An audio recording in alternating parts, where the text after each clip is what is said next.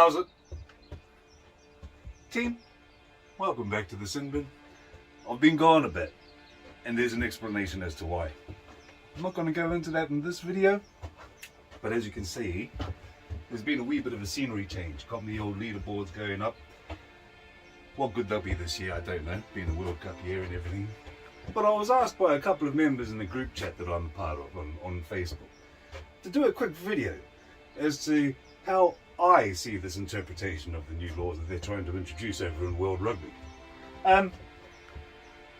It's not good news, and as of this morning, well, I had a quick browse again on Facebook this morning, and it looks like someone in World Rugby's gone and changed their tune, which can only really be a good thing. See, conventional wisdom, just in case you're not a huge rugby fan, you're allowed to tackle basically from here down. Now, there's 𝐥𝐢𝐤𝐤. Whether or not he's going to be in the international arena anymore is beyond me. But you'd think twice about tackling the bloke anywhere around here anyway. Now, it's different because I've seen rugby from two very different perspectives. I'm from the southern hemisphere and I've lived up here in the northern hemisphere for the past 20 odd years. So I've got a fairly decent understanding as to how the way the game's played up here. But hang on, let me get you my pointy sticky thing. For no other reason than because I like it prop.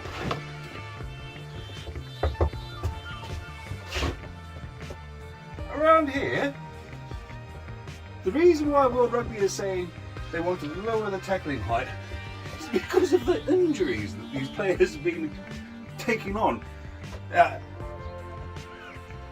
That's kind of all well and good. There are injuries in the game.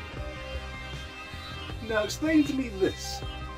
You're a lock, or a second rower, is what they call them over here. And you've got to try and tackle a halfback, who's basically 2 foot shorter than you. Automatically you're on the back foot. There's no way, as far as I'm concerned, and you've got to take this video with a whole massive pinch of, in my opinion, because it is. And it's not really good news for the Northern Hemisphere teams. And here's why. You've got players like this fella. Now you've got to excuse the sunshine. It's pretty early in the morning. But the difference between 𝐥𝐢𝐤𝐤, who's 6 foot tall, which puts him about here, and this fella, it's about an inch. There's not much in it from a height perspective. The difference in real terms is this guy is about 20 kilometers an hour faster. Imagine them fives coming at you. That's just ridiculous. And they're trying to say that lowering the tackle height is going to decrease injuries? I get it. The amount of injuries incurred by players which relate to their head is phenomenal. Lowering that height to down here, it's head and neck. I'm 45 years old. I'd seriously think twice before running into them thighs. And I went to school with some of the biggest thighs in the game. And that was like 25 years ago. Actually, I'm doing the maths in my head. That was like 30 years ago. Now, I don't care who you are. This law essentially is built for Polynesians. I'm trying to cast my mind back to a player that I'd be afraid of tackling in the Northern Hemisphere.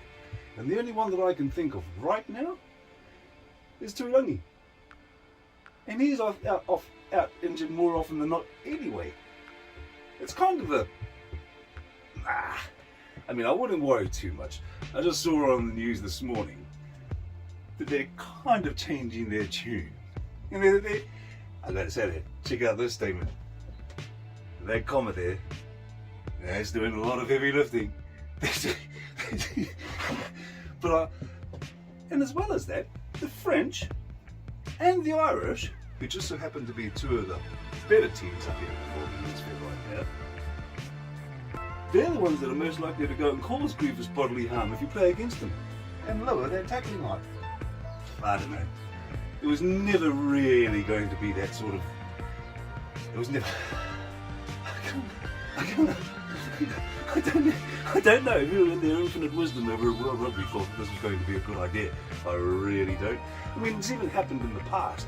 When I went to school with some of the biggest guys in the world, I used to think to myself, yeah, okay, that's probably the best way to go about tackling him around here.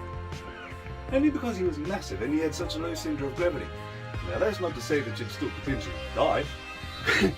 I mean, the bloke's record speaks for himself. Ask Mike Cat. That tackle that he made was exactly there. But don't worry about it. It's destined to fail. And by the looks of things, it's not going to become a proper law. I think even in New Zealand what they're talking about is lowering the tackling height to the sternum area. But yeah, you get a good spot tackle in there. That's gonna hurt. But it's one of those situations where it's the rough with the smooth. This law, it's not gonna happen.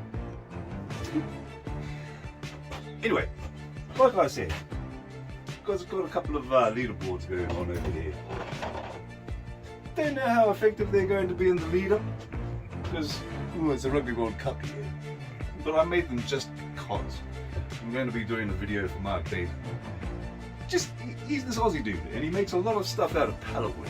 So maybe not my next video, because I've already done a video as far as my arty stuff's concerned with regards to art and rugby. I'm trying to keep that ball going. But I've got a couple of things in the pipeline that I think might be exciting. They're going to be exciting to me. And I'll explain a bit more as to why I haven't been around for the past year and some change. Personal issues? Well, not even issues. Just personal reasons. But we'll get back into that next week. I mean, that's my 5 cents worth. You know, lowering the tackling height, you're going to go from injuries to potential death. It's just the way it is. I mean, you don't even have to be huge. I'm going back now.